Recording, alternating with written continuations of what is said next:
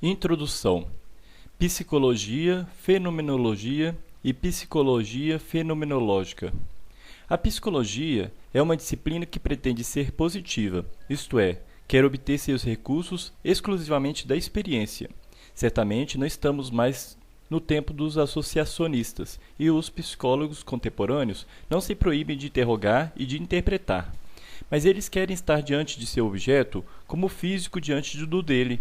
Além disso, é preciso limitar esse conceito de experiência quando se fala da psicologia contemporânea, pois afinal pode haver uma quantidade de experiências diversas e, por exemplo, pode-se ter que decidir se existe ou não uma experiência das essências ou dos valores, ou uma experiência religiosa. O psicólogo entende utilizar apenas dois tipos de experiência bem definidos. Aqui nos fornece a percepção espaço-temporal dos corpos organizados e o conhecimento intuitivo de nós mesmos, que chamamos de experiência reflexiva. Se há entre os psicólogos debates de método, eles têm por objeto quase unicamente o seguinte problema: esses dois tipos de informação são complementares? Deve-se subordinar um ao outro ou convém descartar decididamente um deles? Mas eles estão de acordo quanto a um princípio essencial. A investigação deve partir antes de tudo dos fatos. Se nos perguntarmos o que é um fato, vemos que ele se define como algo que se deve encontrar no curso de uma pesquisa e que se apresenta sempre como um enriquecimento inesperado e uma novidade em relação aos fatos anteriores. Portanto, não se deve esperar dos fatos que eles se organizem por si mesmos numa totalidade sintética que forneceria por si mesma sua significação. Em outras palavras, se é chamada antropologia uma disciplina que visaria a definir a essência do homem e a condição humana, a psicologia, mesmo a psicologia do homem, não é e nunca será uma antropologia. Ela não quer definir e imitar a priori o objeto de sua pesquisa. A noção de homem que ela aceita é inteiramente empírica. Há no mundo um certo número de criaturas que oferecem à experiência caracteres análogos. Aliás, outras ciências, a sociologia e a fisiologia, nos ensinam que existem certas ligações objetivas entre essas criaturas. Não é preciso mais para que o psicólogo, com prudência e a título de hipótese de trabalho, aceite limitar provisoriamente suas pesquisas a esse grupo de criaturas. Com efeito, os meios de informação de que se dispõe sobre elas são mais facilmente acessíveis porque elas vivem em sociedade, possuem uma linguagem e deixam testemunhos. Mas o psicólogo não se compromete, ele ignora se a noção de homem não é arbitrária. Ela pode ser muito vasta. Nada diz que o primitivo australiano pode ser incluído na mesma classe psicológica que o operário americano de 1939. Ela pode ser muito estreita.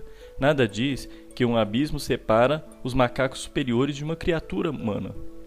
Seja como for, o psicólogo proíbe-se rigorosamente de considerar os homens que o cercam como seus semelhantes. Essa noção de similitude, a partir da qual se poderia talvez construir uma antropologia, lhe parece irrisória e perigosa.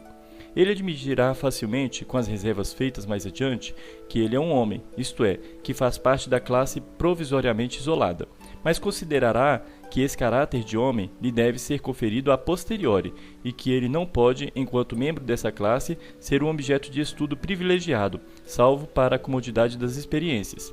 Assim ele ficará sabendo pelos outros que é homem, e sua natureza de homem não lhe será revelada de modo particular, sob o pretexto de que ele mesmo é aquilo que estuda. A introspecção não fornecerá aqui, como lá, a experimentação objetiva, senão fatos.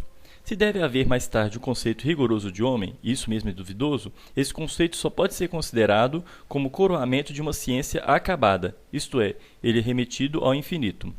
Ainda assim, seria apenas uma hipótese unificadora inventada para coordenar e hierarquizar a coleção infinita dos fatos trazidos à luz. Vale dizer que a ideia de homem, se porventura tiver um sentido positivo, será somente uma conjectura para estabelecer conexões entre materiais discordantes e que só obterá a verossimilhança de seu êxito.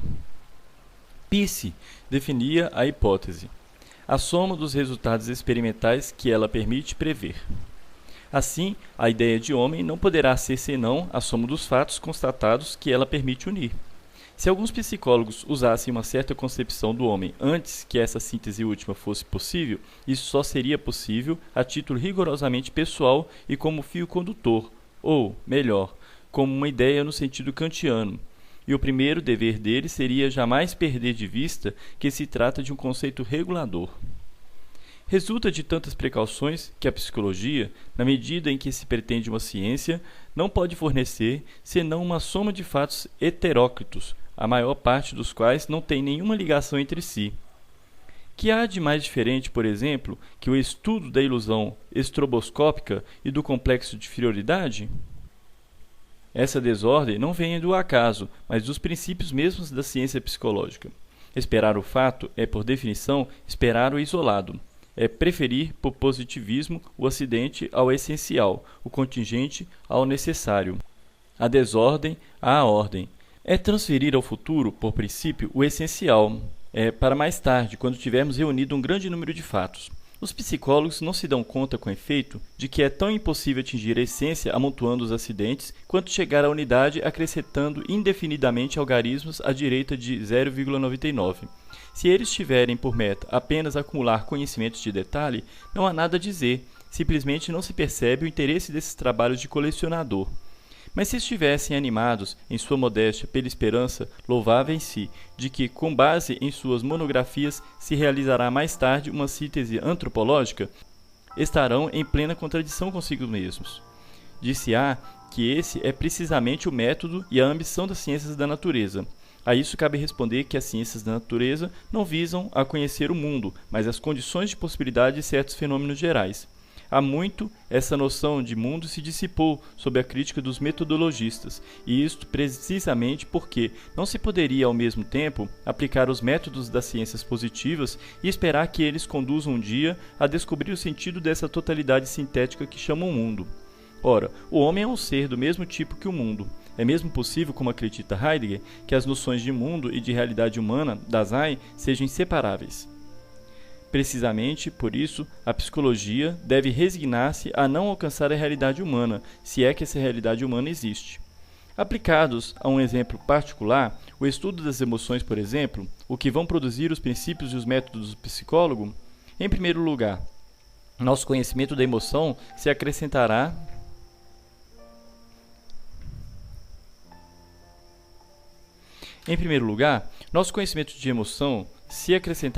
de fora aos outros conhecimentos sobre o ser psíquico.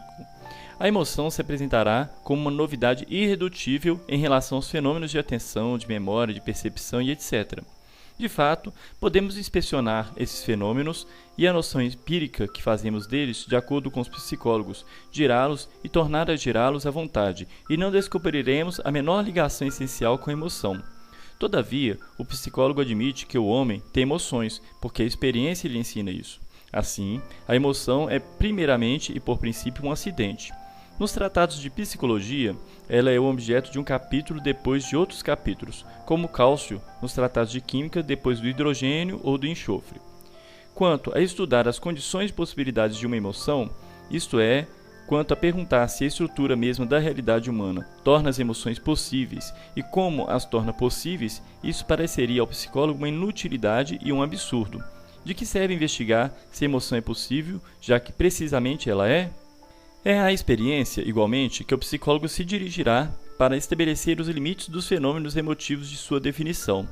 Na verdade, poderia perceber-se aqui que ele já tem uma ideia de emoção, uma vez que, após a inspeção dos fatos, traçará uma linha de demarcação entre os fatos de emoção e os que não são tais. Com efeito, como poderia a experiência fornecer-lhe um princípio de demarcação se ele já não o tivesse? Mas o psicólogo prefere ater-se à crença de que os fatos se agruparam por si mesmos sob seu olhar. Trata-se agora de estudar essas emoções que se acaba de isolar. Para isso, se concordará em realizar situações emocionantes ou dirigir-se àqueles sujeitos particularmente emotivos que a patologia nos oferece. Procuraremos, então, determinar os fatores desse estado complexo. Isolaremos as reações corporais, que, aliás, poderemos estabelecer com a maior precisão as condutas e o estado de consciência propriamente dito. A partir daí, poderemos formular nossas leis e propor nossas explicações, isto é, tentaremos ligar esses três tipos de fatores numa ordem irreversível. Se sou partidário da teoria intelectualista, por exemplo, estabelecerei uma sucessão constante e irreversível entre o estado íntimo, considerado como antecedente, e os distúrbios fisiológicos, considerados como consequentes. Se ao contrário, com os partidários da teoria periférica, penso que uma mãe está triste porque ela chora, limitar-me-ei, no fundo, a inverter a ordem dos fatores. O que é certo, em todo caso, é que não buscarei a explicação ou as leis da emoção em estruturas gerais e essenciais da realidade humana, mas sim nos processos da própria emoção, de modo que, mesmo devidamente descrita e explicada, ela nunca será senão um fato entre outros, um fato fechado em si, que nunca permitirá compreender outra coisa senão ele, nem captar, através dele, a realidade essencial do homem. Foi por reação contra as insuficiências da psicologia e do psicologismo que se constituiu há cerca de 30 anos uma disciplina nova, a fenomenologia. Seu fundador, Russell, foi tocado inicialmente por essa verdade, a incomensurabilidade entre as essências e os fatos, e quem começa sua investigação pelos fatos nunca conseguirá recuperar as essências. Se busco os fatos psíquicos, que estão na base da atitude aritmética do homem, que conta e que calcula, nunca conseguirei reconstituir as essências aritméticas de unidade, de número e de operações. Sem, no entanto, renunciar à ideia de experiência, o princípio da fenomenologia é ir às coisas mesmas, e a base de seu método é a intuição eidética. É preciso, pelo menos, flexibilizá-la e dar um lugar à experiência das essências e dos valores. É preciso, inclusive, reconhecer que somente as essências permitem classificar e inspecionar os fatos. Se não recorrêssemos implicitamente às essências da emoção, ser-nos-ia impossível distinguir, em meio à massa dos fatos psíquicos, o grupo particular dos fatos da emotividade. Assim, a fenomenologia prescreverá, já que afinal recorremos implicitamente à essência da emoção, fazer um recurso explícito a ela e fixar de uma vez por todas, por conceitos, o conteúdo dessa essência. Compreende-se bem que, por ela, a ideia de homem não poderia tão pouco ser um conceito empírico, produto de generalizações históricas, mas que temos necessidade de utilizar, sem dizê-lo, a essência a priori de ser humano para dar uma base um pouco sólida às generalizações do psicólogo. Mas, além disso, a psicologia, considerada como ciência de certos fatos humanos, não poderia ser um começo, porque os fatos psíquicos com os quais deparamos nunca são primeiros. Eles são, em sua estrutura essencial, reações do homem contra o mundo, portanto, supõem o homem e o mundo, e só podem adquirir seu sentido verdadeiro se inicialmente elucidamos essas duas noções. Se quisermos fundar uma psicologia, teremos que remontar mais acima que o psíquico, mais acima que a situação do homem no mundo, até a origem do homem, do mundo e do psíquico, a consciência transcendental e constitutiva que atingimos pela redução fenomenológica, ou colocação do mundo entre parênteses. É essa consciência que se deve interrogar, e o que dá valor às suas respostas é que ela é precisamente minha. Assim, Russell sabe tirar partido dessa proximidade absoluta da consciência em relação a si mesma, da qual o psicólogo não quis servir. Tira partido dela conscientemente e com total segurança, já que toda consciência existe na medida exata em que é consciência de existir.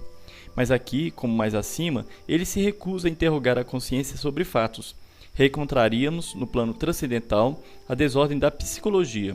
O que ele vai tentar descrever e fixar por conceitos são precisamente as essências que presidem ao desenrolar do campus transcendental. Haverá então, por exemplo, uma fenomenologia da emoção que, após ter colocado o mundo entre parênteses, estudará a emoção como fenômeno transcendental puro, e isto se dirigindo não às emoções particulares, mas buscando atingir e elucidar a essência transcendental da emoção como tipo organizado de consciência. É igualmente dessa proximidade absoluta do investigador e do objeto investigado que partirá um outro fenomenólogo, Heidegger. O que diferenciará toda pesquisa sobre o homem dos outros tipos de questões rigorosas é precisamente este fato privilegiado, que a realidade humana é nós mesmos. O existente do qual devemos fazer análise, escreve Heidegger, é nós mesmos. O ser desexistente é meu.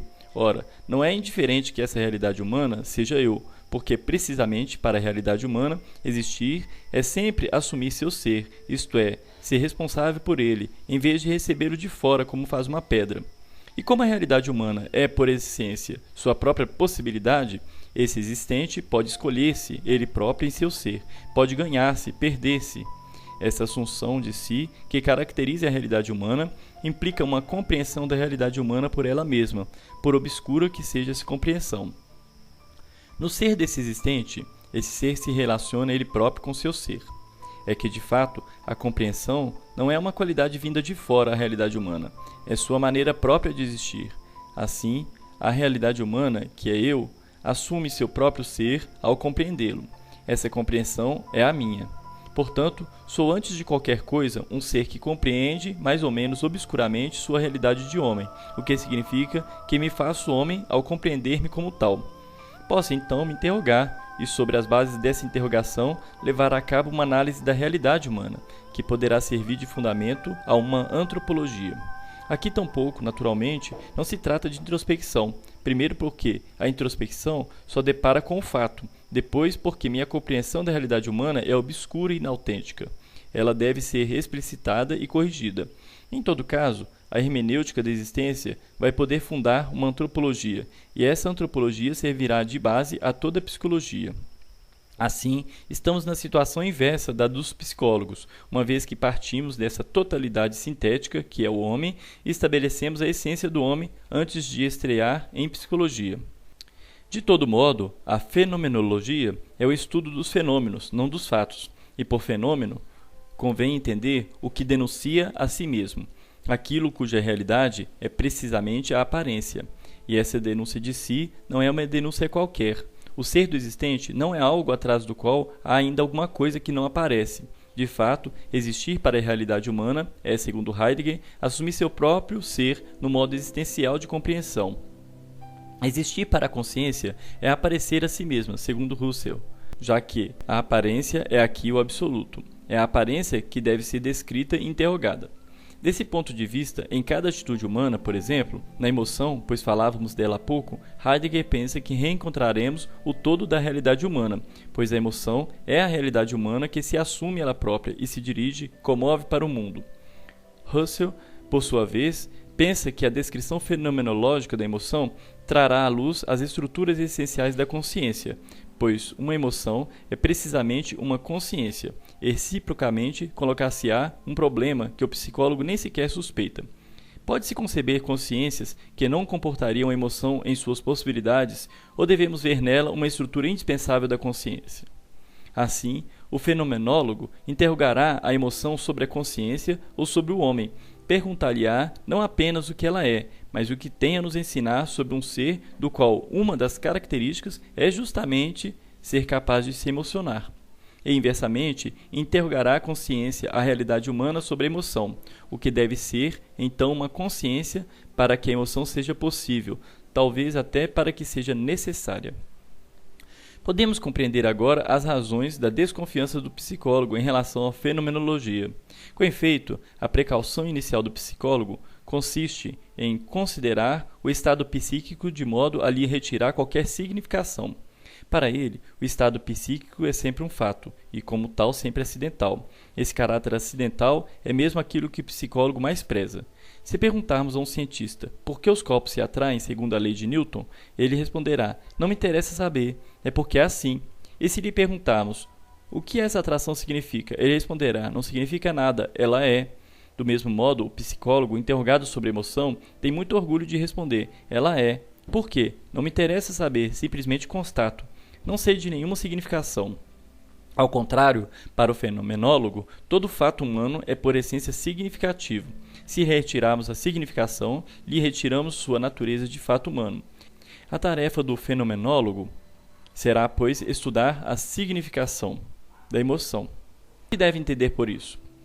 Significar é indicar outra coisa, e indicá-la de tal modo que, ao desenvolver a significação, se encontrará precisamente o significado. Para o psicólogo, a emoção nada significa, porque ele a estuda como fato, isto é, separando-a de todo o resto. Portanto, ela será desde a origem não significante, mas se realmente todo fato humano é significante, a emoção para o psicólogo é, por natureza, morta, não psíquica, inumana.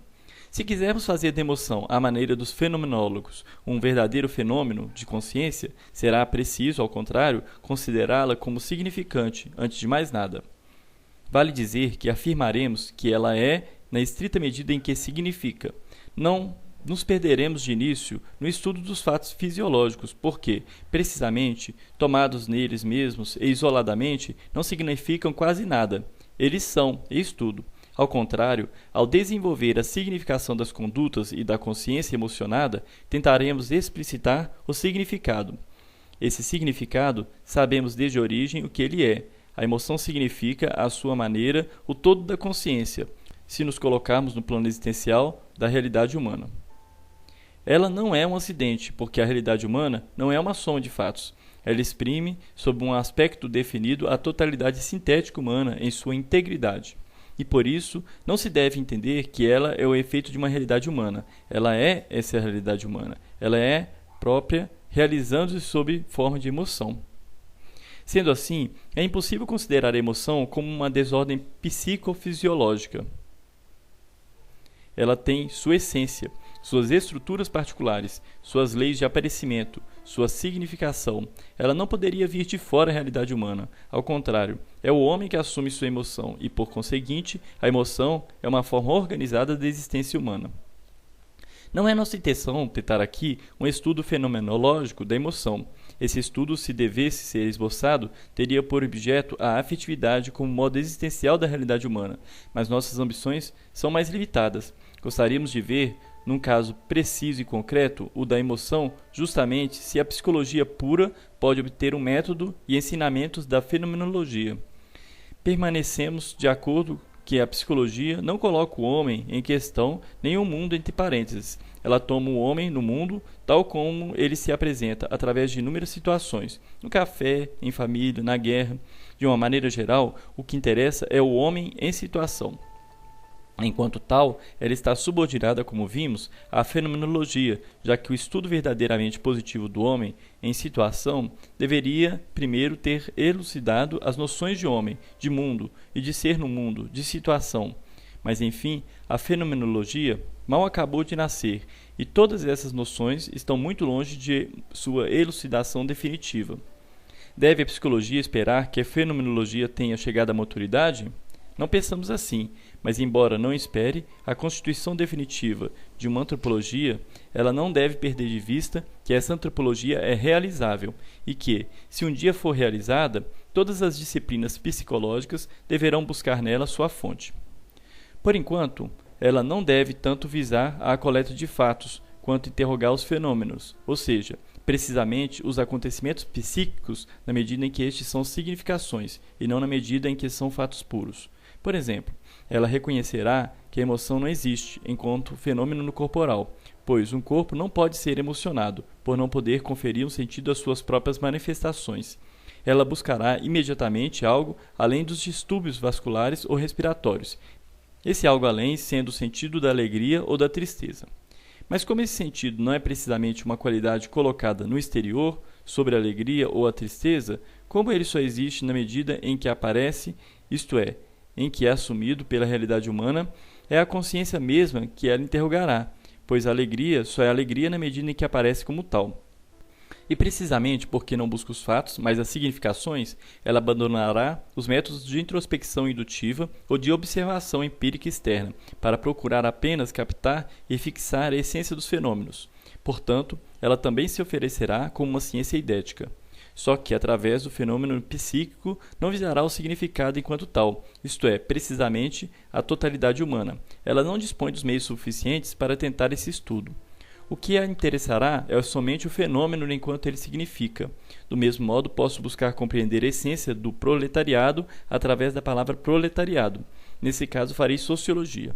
Mas o linguista estuda a palavra proletariado enquanto ela significa proletariado, e se inquietará com as vicissitudes da palavra enquanto portadora de significação. Uma tal ciência é perfeitamente possível. O que lhe falta para ser real? Ter feito suas provas. Mostramos que, se a realidade humana aparece ao psicólogo como uma coleção de dados heteróclitos, é que o psicólogo se colocou voluntariamente no terreno em que essa realidade deveria aparecer-lhe como tal. Mas isso não implica necessariamente que a realidade humana seja apenas uma coleção. O que provamos é somente que ela não pode aparecer de outro modo ao psicólogo. Resta saber se ela suporta em seu fundo uma investigação fenomenológica, isto é, se a emoção, por exemplo, é verdadeiramente um fenômeno significante. Para passar isso a limpo, existe apenas um meio, aquele, aliás, que o fenomenólogo preconiza, ir às coisas mesmas, que aceitem considerar as páginas a seguir como uma experiência de psicologia fenomenológica. Vamos tentar nos colocar no terreno da significação e tratar a emoção como fenômeno.